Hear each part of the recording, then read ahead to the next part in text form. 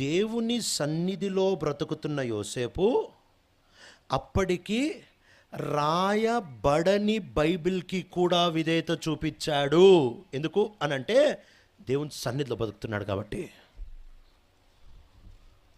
అర్ధనగ్నంగా ఎదుట నిలబడి బలవంతంగా పండు యవనస్తుడిని పట్టుకొని రానాతో పాపం చేయి అన్నప్పుడు పారిపోగలుగుతా వచ్చాడు. వ్యభిచారం చేయొద్దు అనే ఆజ్ఞ అప్పటికి ఇవ్వబడలే. ఆజ్ఞకి విధేయత చూపించాడు. అది తప్పే కాని దినముల్లో బతుకుతూ ఉంటున్నాడు. అలాంటి సంస్కృతిలో బతుకుతున్నాడు, అలాంటి దేశంలో బతుకుతున్నాడు, అలాంటి ప్రాంతం, అలాంటి ప్రజల మధ్యలో బతుకుతూ ఉంటున్నాడు.